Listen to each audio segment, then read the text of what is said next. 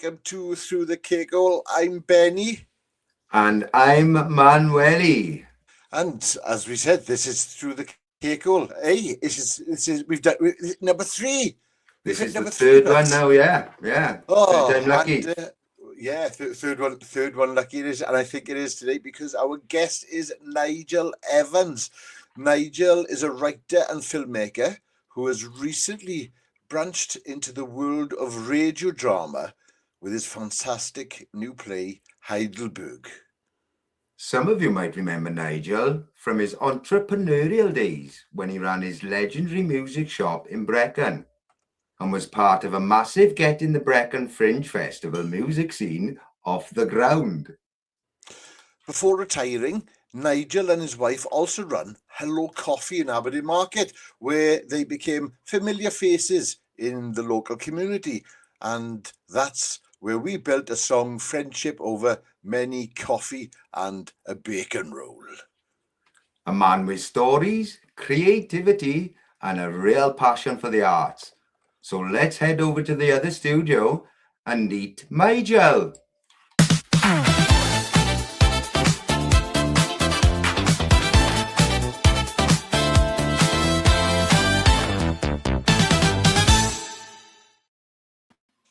Nigel, how are you? Hello.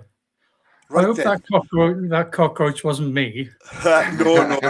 It was a beetle, and it was a beetle. The beetle going across the crossing. Oh, no. I didn't see that. I'm looking at this. It was on now. Abbey Road. It was on Abbey Road. Right. Tell us who you are, what you do, and what's shaping your life right now. Well, I'm not really retired as such, as per the intro. I'm retirement age, of course. Semi-retired. Well, I'm full on doing things because I haven't really lived that life where you work 45 years in an office and then you retire. True. So then you play golf and go on cruises and stuff. So I'm just following through with what I've always done. I always tell people I'm a musician because that's where I started. Over the years, I got into filmmaking, got into writing. I was actually a proper journalist at one point, proper writing, although it was a local paper, so maybe it doesn't really count. Hey, it's a job. But as you say, Heidelberg was the last thing I've done, which is a mystery. It's a mystery to everyone. It's well worth a listen, I think. Anyway, no, it is. And I'm continuing to record in my little shed studio every day. So that's what's shaping my world at the moment is recording. So what do you mean recording? Yeah, mystery. Yeah. Heidelberg's a mystery. What do you mean? Tell us more. Oh well, the story is a mystery. I mean, I don't think.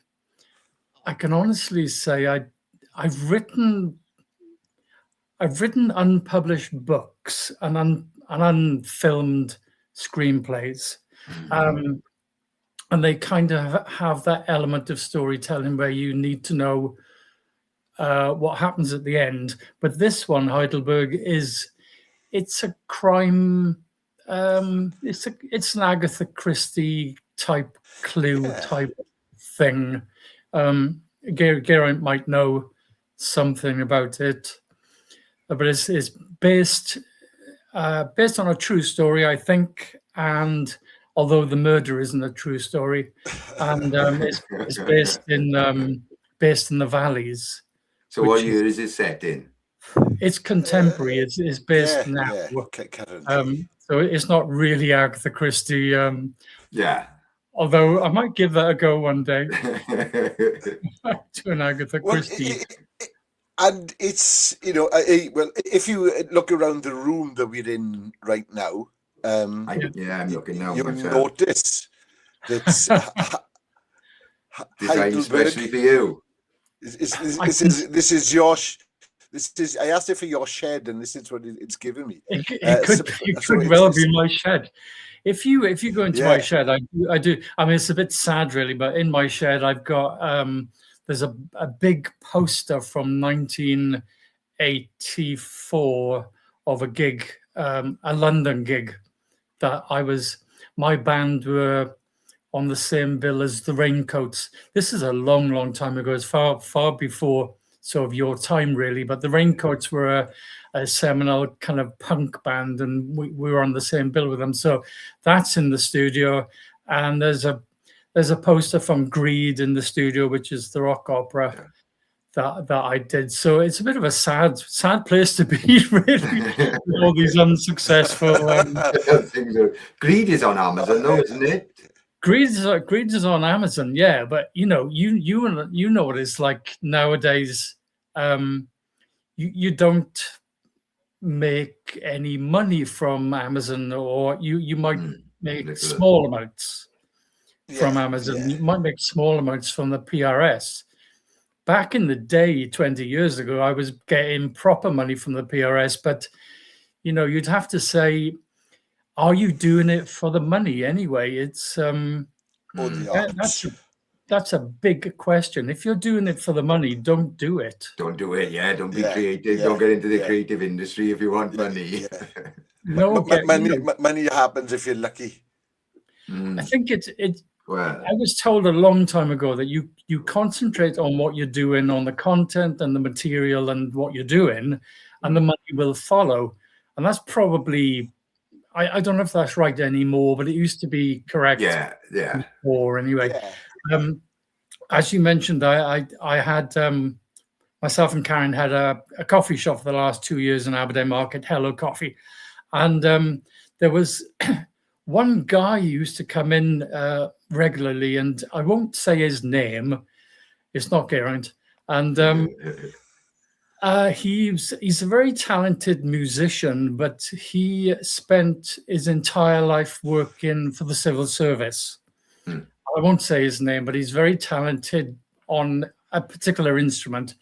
And he told me that when he retired from the civil service, he decided to be a musician.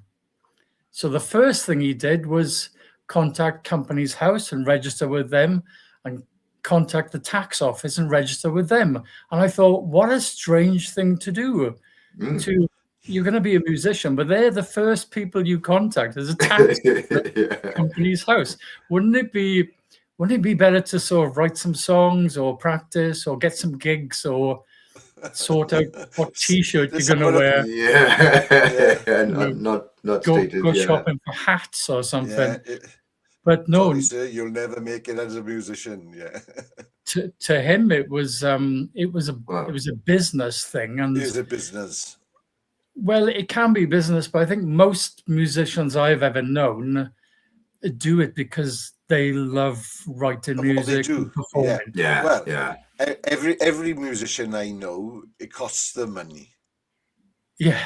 We don't just to get exposure and get out there to do it. It costs us money, really. By the time we get out there, well, it's like you turn up and you got a £1,000 guitar. You've got an amp that's with you invest in it, obviously, but it costs you more money than you actually ever probably make. I think what you're trying to rattle off is the £5,000 worth of gear, £2,000 worth of car, and a 50 quid gig. Yeah. But that's. I mean, and you do it. But they're the best gigs, though. But they're the best gigs, and that's the best way of learning to be a musician. It's not sitting in your house playing your guitar on your own. That starts to begin with, obviously. I think those times have changed. But I'm old, so I have a history, and my band. When I went to college, my band. We signed to RCA when I was 20. It was a terrible deal, but it was RCA. Wow. And we went to London, and after a year they dropped us. But we were doing every gig, going up and down the country, and once you've played in Sunderland to 10 people, you know you've made it.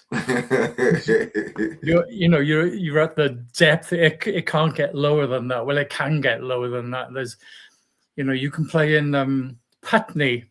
It snows, and we went outside onto the street and gathered 4 or 5 guys who were just walking along. I brought them in, and they watched us do our set.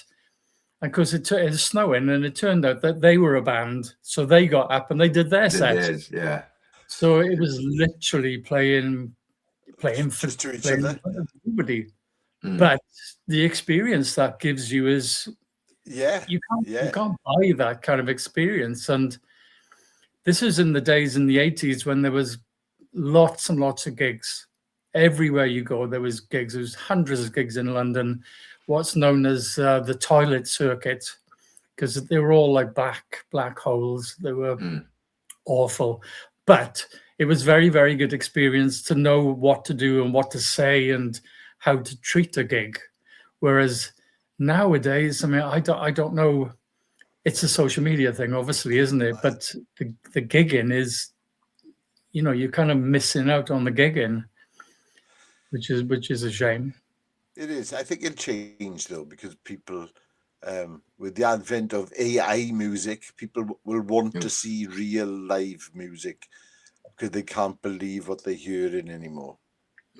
You would hope that. I don't know. It's just.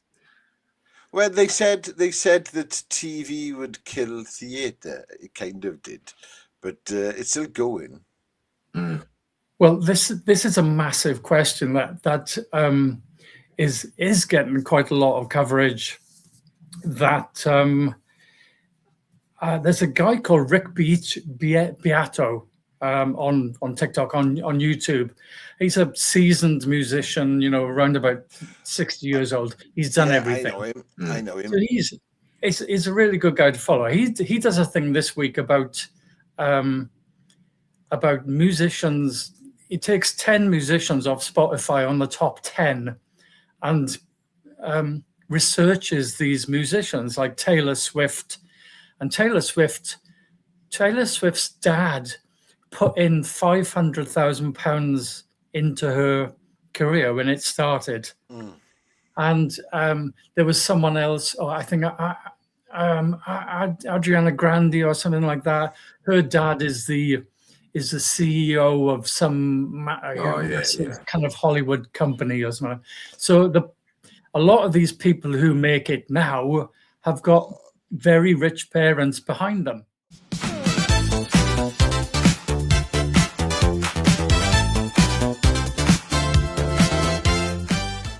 When I was in London for 20 years, from 80s and the 90s, and I signed to Chrysalis Music.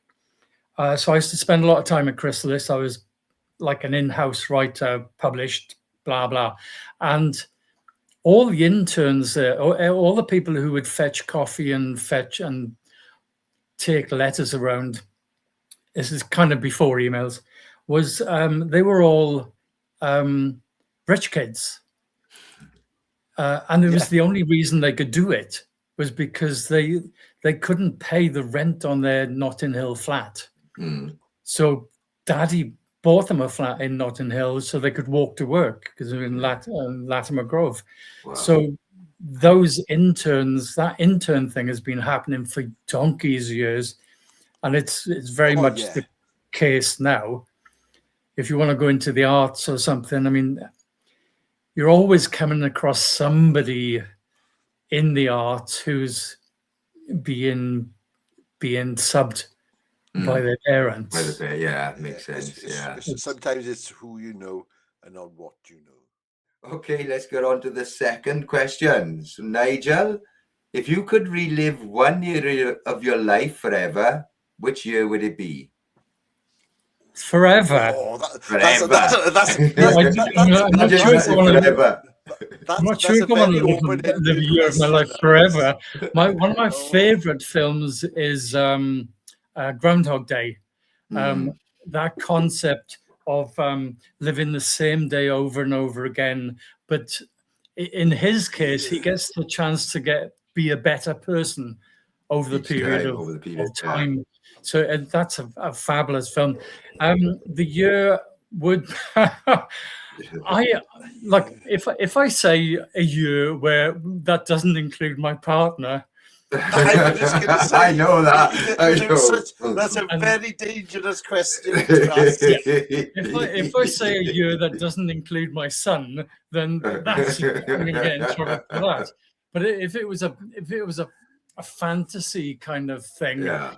I think probably I don't think these things are related to having a fabulous time. I would say something like 1983 to 84. I was about 24 and I was living in London. I was living in Notting Hill, Westbourne Park, actually, which is right next to Notting Hill. And I think although we were living in a terrible flat basement flat in Westbourne Park Road, and we were doing terrible gigs, and nobody wanted to come and see us, and nobody wanted to sign us, and it was awful. It was a pretty good year. Yeah, I get that. Yeah, because you're young and you got very filled with optimism, and you're living the dream because you're bumping into a lot of people. Yeah. Meeting a lot of and new it's vibrant people. up there, and It's vibrant, and I think in those days, in the 80s in London, if you were a nobody, which myself and my band were, you could still bump into Pete Townsend, have a chat, or Mick Jones from The Clash, have a chat. You'd see people at gigs, and you'd see people when you're going around the record companies and the publishing houses. You'd see people, and it was kind of exciting for a 24-year-old from the valleys, from Aberdare. So I think 83, 84, if you can manage it, if you can sort that out for me. But I do want to come back. I do want to come back. Please. I don't want to be stuck in that year. We were on Abbey Road earlier. We went up. Go on, sorry. We were on Abbey Road earlier. When? Go on, Carl. All right. Westbourne Park Road. We was up there last week. We were up there last week. Yeah. And that's the famous door, the blue door, isn't it, from Notting Hill? Oh, I'd have to probably say I don't know, or I'd probably say no. Number 80, was your house, I'm sure it's number 80 Westbourne Park Road. Oh, it could be, yeah. Isn't that the house that you used to live in? Look at me, I'm sure it's number 80. I know the number. I was very young. I was naive, and we were all in college. The band were in college in Portsmouth, and we said, let's go to London. When we finish, let's go to London. So we went to London, and I got to the flat. We got out of the car, went into the flat, and I actually said, where are we? I didn't know because I hadn't sorted the flat out. Someone else had. And they said, we're in Notting Hill. And I said, oh, great. Where's the nearest shop? Nearest shop is in Portobello Road. I was like, Portobello Road? Wait, I've heard of that. Isn't it Notting Hill Carnival? Oh, that was last week. And it was so exciting to be right in the middle of, a very, very cultural place. Yeah. You can't come out to the flat and you'd walk down to the supermarket in Portobello Road, and you'd walk past.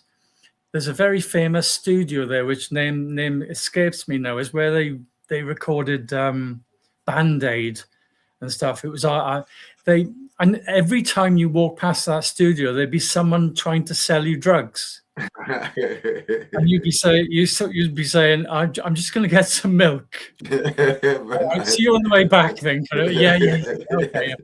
So it was that kind of vibe, very multicultural. So it was kind of a shock, but it was still what you imagined from everything that you'd seen in films. You know, Yeah. I thought I was like Michael Caine or someone like that, or some 60s movie going to bump into Julie Christie at any moment, you know, which I didn't. But yeah.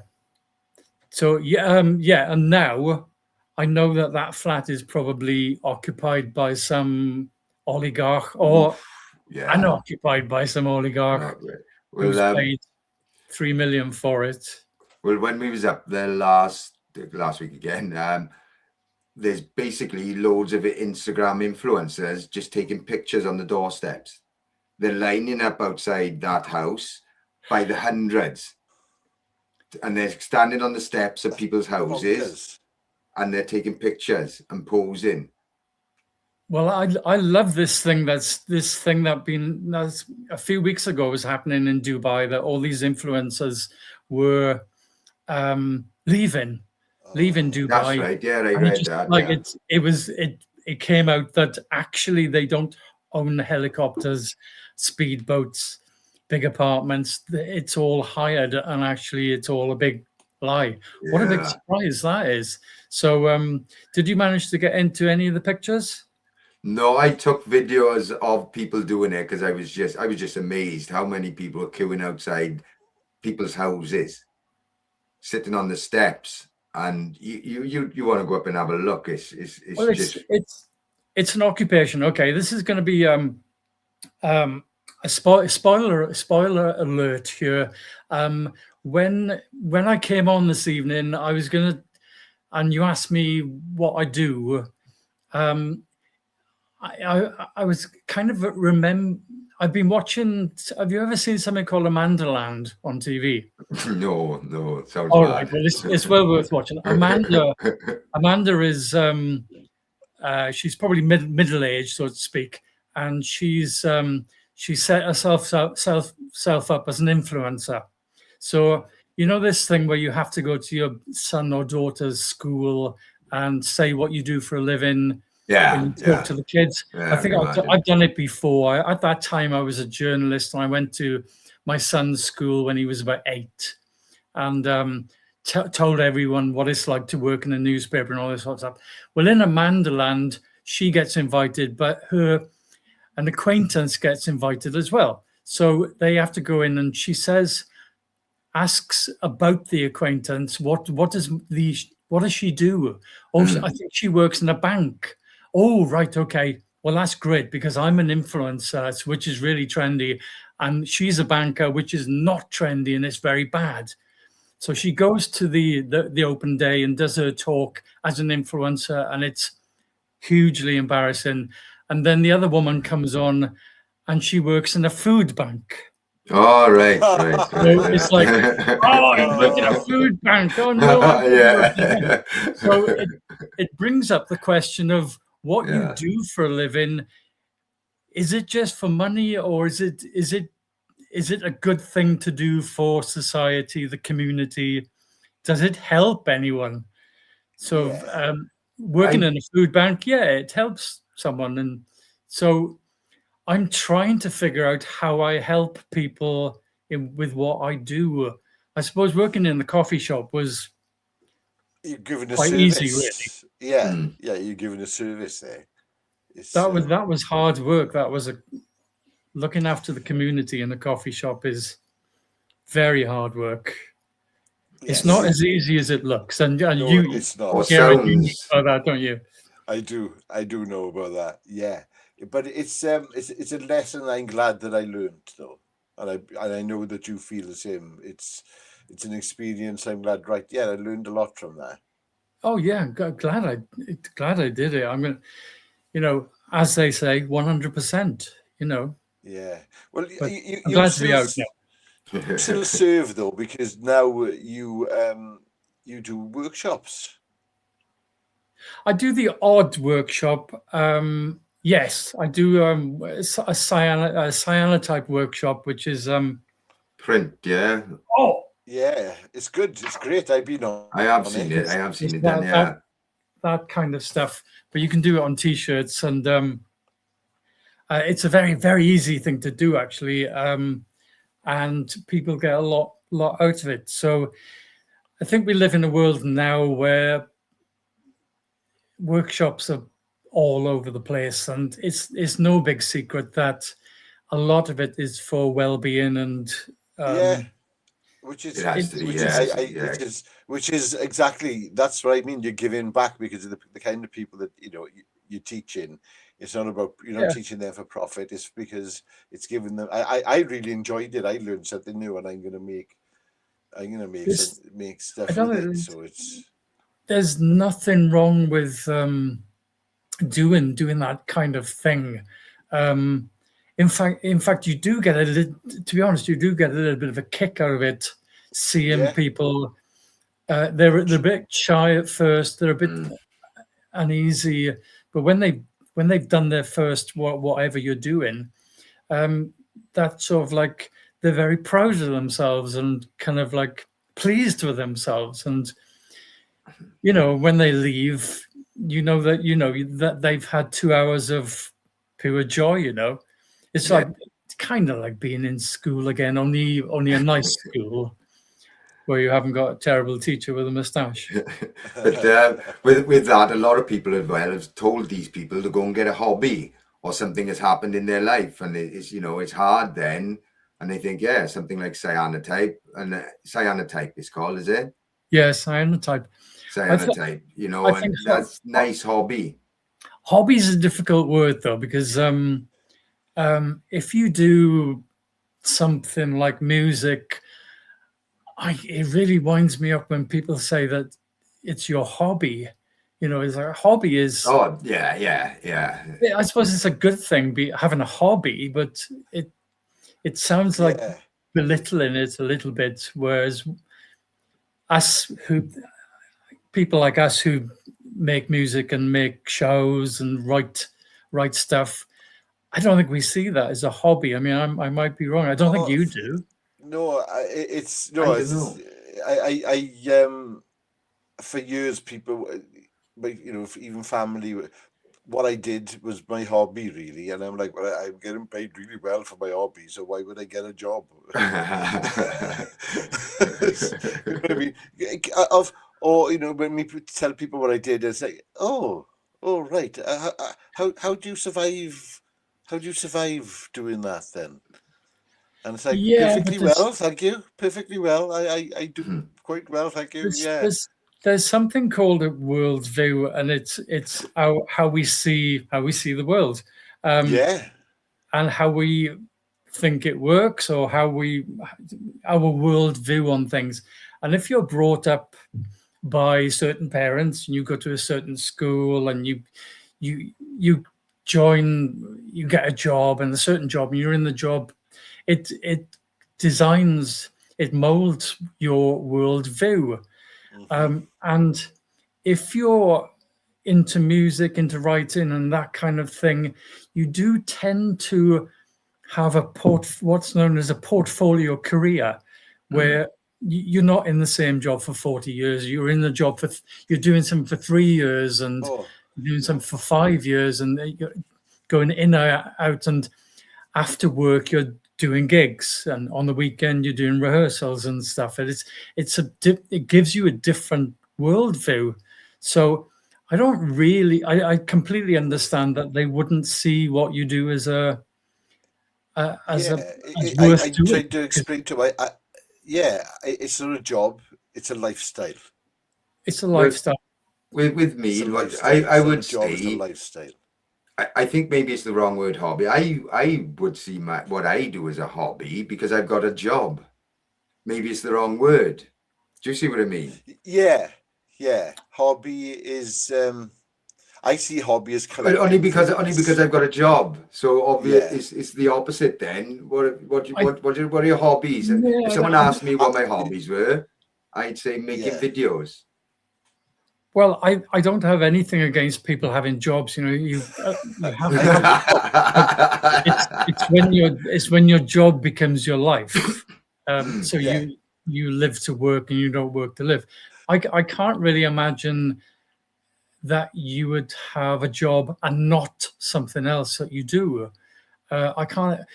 There's loads. I Nigel- do know quite a few people who Oh yeah, they have nothing. haven't got a hobby. Yeah, Nothing. they work and the telly is their hobby. Really, they get Telly's on their telly hobby. and they Yeah. watch telly. EastEnders, Coronation. Yeah, that's their what hobby. I'm going back to. Them people that are probably coming to your class, somebody's told them, go and get a bloody hobby. I don't think telly's a hobby though, but you could, unless It is. telly would be a hobby if you were watching all the soaps and then writing them all up, or writing a book based on it, but doing they do. a podcast about soaps. I know what you mean, but- They go to work the next day, and then they talk all about it. So they don't need a camera. They just do it automatically. It's, Or yeah. they do that. So you do your podcast in work. I worked at Theatre Precaniog in Brecon for 4 years, working in marketing in the theatre, which I really enjoyed doing. It's like, if you're going to work, do you want to work in Morrison's or do you want to work in a theatre? Well, they're kind of exactly the same, but for the fact that you're going to a theatre, which is far more glamorous. But we actually had a water cooler. You know, people say about water cooler moments. Yeah. We had a water cooler. I don't know whether you got one in work, Carl. No, I work from home now, but I know I have been in offices with water coolers, and there is. Have you got one at home? No. This water cooler was like a big 100-liter container of water, which a guy would turn up every couple of weeks and take the empty one away and put the new one in. But it was one of those things where people would go up and fill their little cup. Yeah. And you'd talk about TV or something. I was always lost because I wasn't really watching TV, Married at First Sight Australia. No, I don't know. I don't really know what you're talking about. But, would you like to talk about John Paul Sartre or some... So you're the one they avoid at the water cooler then? Yeah. Don't talk to him.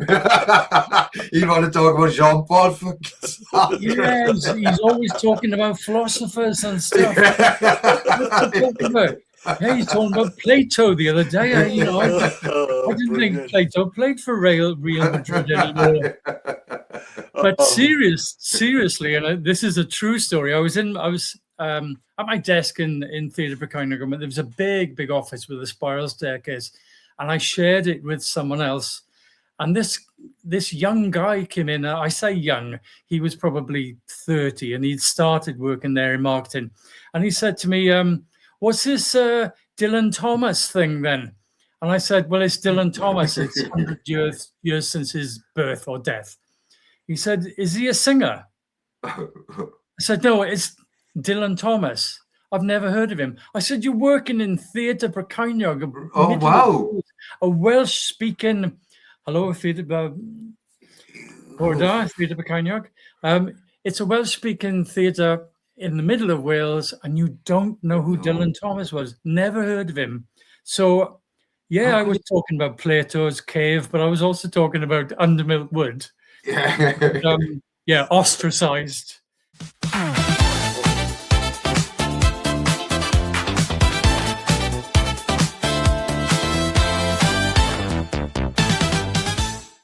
What's the strangest compliment you've ever had?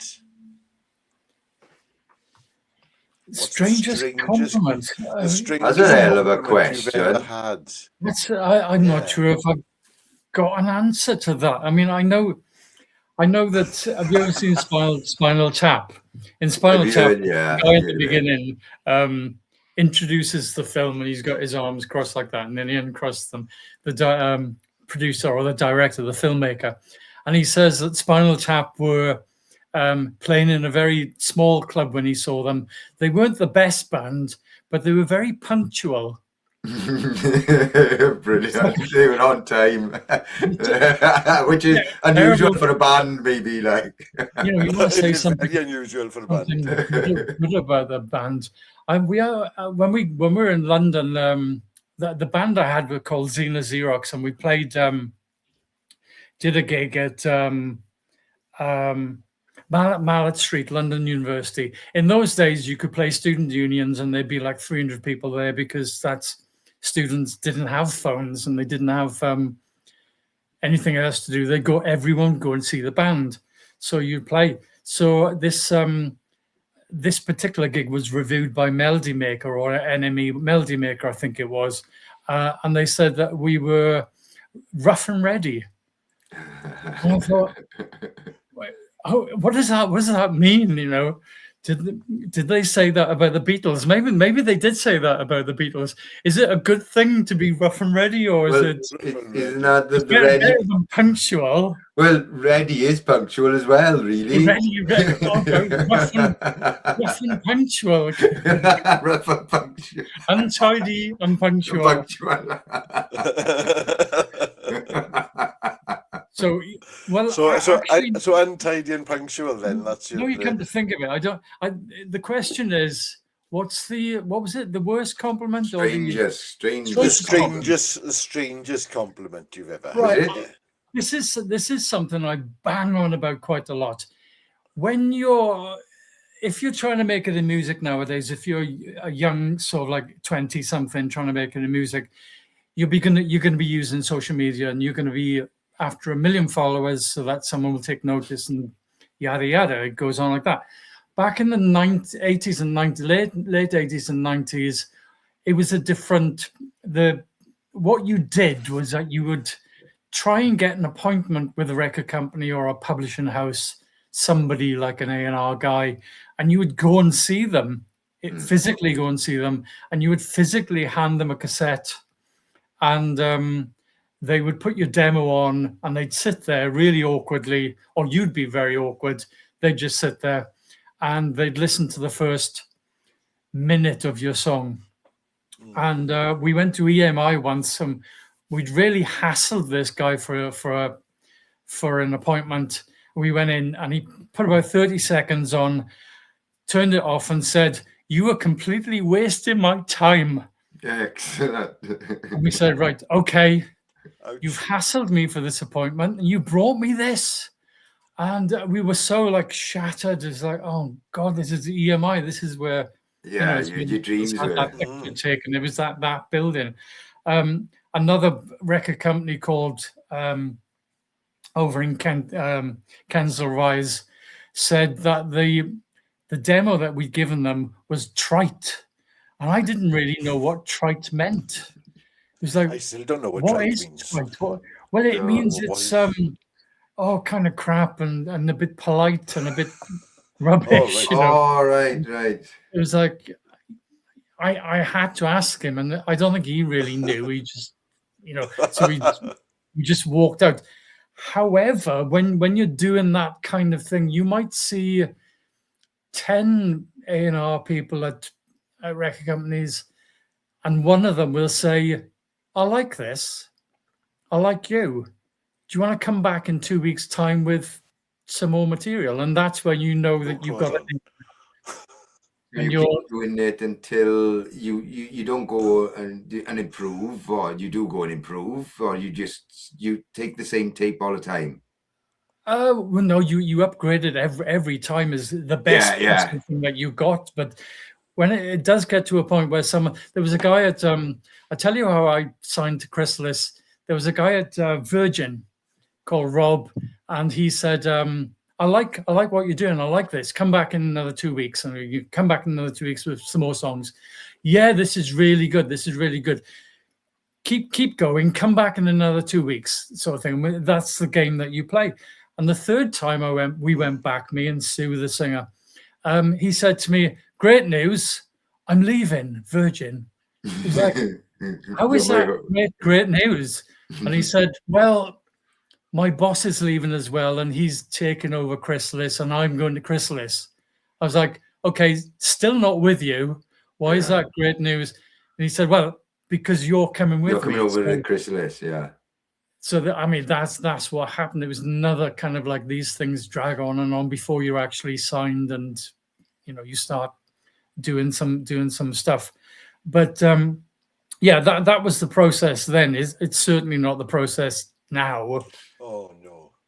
I don't really know what the process is now. It's I don't know. everything's changed.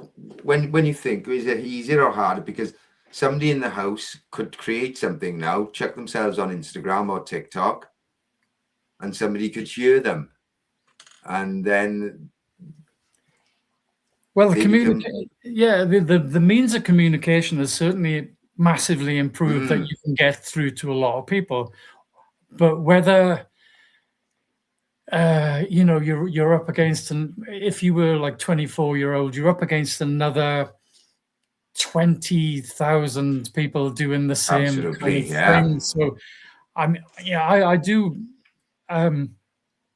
watch a lot of YouTube and TikTok, and you get these things, these stories about how people get noticed and how people do not get noticed. I'm glad I'm not out there trying to do that thing anymore. Yeah. Have you seen Angine de Poitrine? No.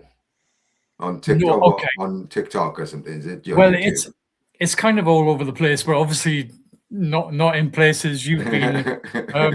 It's a two-piece band, and they're in disguise. They wear costumes, and it's all I can say is it's polka dot.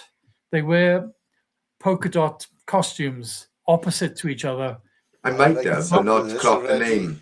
A guitarist and a drummer, and they do what is called in America, what is called math rock. It's atonal and it's different time signatures. Well, they've gone massive now because they've used social media so well, because they've approached it. They're probably 67-year-old people doing it with costumes on, which good luck to them, because nobody knows who they are. There's like a bit of a bucket head thing. But that's it. You could go back to where you said they could have money. They could come from money background. They could be famous. Yeah, and they've got the money to advertise, to push like a pen name. It could be like a pen name for someone's little hobby. Well, okay. I'm going to ask you another question now. Do you know Buckethead? Yes. Right. Buckethead wears. He's got on his head. Well, yes. Yeah, it's a clue in the question. He's got a KFC bucket. KFC bargain bucket. Other fast food suppliers are available, and I've just noticed that picture of Ed Sheeran behind you, Geraint. He's got the bucket, KFC bucket on his head, but he's also got one of these white theatrical masks on, so you can't see who he is. And he plays the guitar, and he's a real jazzy metal, punky, fantastic guitarist, but nobody knows who he is. He's the Banksy of guitar playing. So there is, there have been precedents set that you can do something from behind a mask. Performance art. Yeah. It's performance art. I think it is performance art, really, isn't it? I seen one with a carrier bag, a tight carrier bag around his face. Okay. Was he okay? Look, whatever stuff. There's something about him that was. I know that. I think that might have been in real life. That was backing music hours. I'm mixing up my real life now with my virtual life. It's a little bit like Pussy Riot. You know Pussy Riot? Yeah. Pussy Riot are Russian, and they wear green balaclava masks, but they're an art. They're a anti-establishment art outfit, and they are Russian, so it is a bit of a different circumstance to be in. But I love that idea of dressing up in disguise. I mean, me and Karen, my partner, we did this Brecon Fringe. We started in 2006. And in 2007, we went out into the street, disguised as a farmer couple, like a man and wife farmers, we had the tweed jackets on, and we had the hats on, and we had glasses and wigs, and we played guitar in the middle of town, and nobody knew it was us. It was the two people from the guitar shop. Right. That's brilliant. I love that. There are pictures available. There was somebody took a picture of us, and it was something exciting about doing that. Whereas, you're not known. It's you'd think it'd be the opposite. It gives you a freedom. What did I see? Which one the other day? Dolly Parton. I read that you wouldn't recognize it if you stood next to her in a shop, because she built a persona. She built a person that she could take on stage and then undress from it. Then, and so the question was, if you was to become famous, would you do that? Would you build a character of yourself, like Lily Savage or something, so you wouldn't recognize them then? Are you asking me that question? I don't know. I think I was talking to myself. That's a fantastic question. That is. Oh my God! Do you fancy adopting a persona like Lily Savage? I didn't mean it to come out like that. What I would say is, the other example I could think of, if you was to be famous, would you create a character so you can step back from it? So put a wig on, put a mask. I don't know. Do you know? I think people always do. Is this thing about? You remember Status Quo? I think Francis Rossi said something like, I've got the waistcoat and he's got the white shirt. About Francis Rossi and Rick Parfitt. They'd actually decided on the fact that he was going to wear a waistcoat and the other one was going to wear a white shirt. It's pretty. I mean, it's not quite like Lily Savage. It's not quite like the Cramps or something. But it's you. Maybe that doesn't happen anymore. But in the 80s and 90s and the 70s, that's what you did. You did create an image. The glam rock, the glam rock stuff. All of that. Yeah, the band. I was in London over the 20 years. I probably was in 4 different bands, and three were my band, and one was not my band. It was a band that I joined for the money, and that particular band, I was brought in as a guitarist, but I was also brought in to style the band, which was weird because they were just totally. They looked awful. So the 4 of us ended up wearing. We had hair extensions, and we wore makeup, and we wore massive pink coats and pink suits, because I found a place just off behind Oxford Street that did it's like retail, like a warehouse. You could go in and you could have 4 suits really cheap. So we used to buy all the stuff there, and it was great fun. But if there was 4 of you walking along, it was great because you had your friends. But if you had to then get on the train at Waterloo and go home to Kingston on your own, you felt like such a dick, Yeah. Well, there's this, because you're going to be looked at. So, but I think image is all. It's a certain percentage of the big deal. Did you go and see John? What's his name? He was at Jack's. Geraint, I think you were there, were you? Oh, John Otway. Right, John Otway. John Otway was always known for wearing a white shirt and black trousers on stage. It's not much of an image, is it? But it is an image. Yeah, it is. Yeah, and I went to Jack's and I recognized John Otway, and he had like an anorak on, and it was like, oh, that's disappointing. I thought he's a lot older. But as soon as he got on stage, of course, he took the anorak off, and he had the white shirt on with the black trousers. Of course he'd have to. It was like, this is me.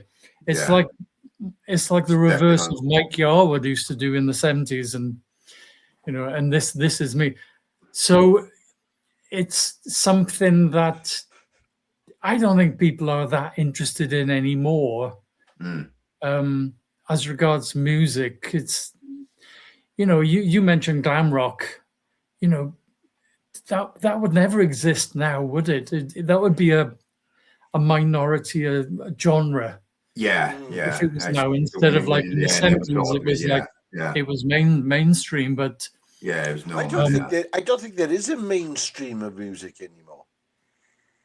We got 2 minutes. We got 1 minute left anyway. No, we haven't. We got longer. How? Because you went to the toilet. Well, anyway, you're still around about there. Let's curtail it now. While I had a gap there, like. But we haven't got to my recommendation of my book here. All right, let's go back. Let's go back now. This is not my book, by the way, but this is The Catchers by Zan Brooks that I'm reading at the moment, which is a fabulous read. What's it about? Well, it's about 250 pages. It's it's about £8. Well, I was mortal. It was a bit. It was like it's $10.99. There was back in the 1920s.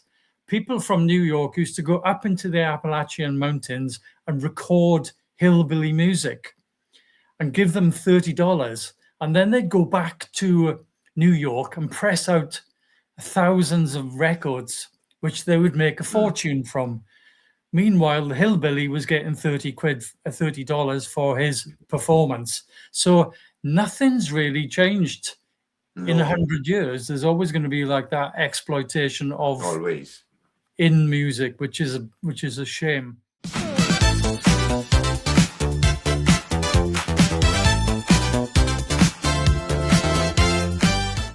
Have you got your joke, Nigel? Well, I did notice this. I've got a favorite joke and I've got an oldest joke. And my favorite joke is it's you have to be carrying a ladder at the time for it to work, and you're walking along with a ladder if you're going to put some shelves up or something, and you have to turn to someone and say, "It's not my real ladder, it's my step ladder." And it's not really that funny, but it's a bit kind of surreal. My oldest joke, which I don't know if this is a Dadaist thing, but this is from my teens. It is a joke, I think, but it goes like this: Johnny, get down off that wall. No, I'm going home. And it was everyone was saying it when I went. I know what you mean. I know what you mean. We've had though. I wish I could remember them, but that is not a joke. But it was sufficient to be a joke. But you had to be there at the time. You had to be there at the time. You had to be there. It ticked certain boxes, but probably not the right ones.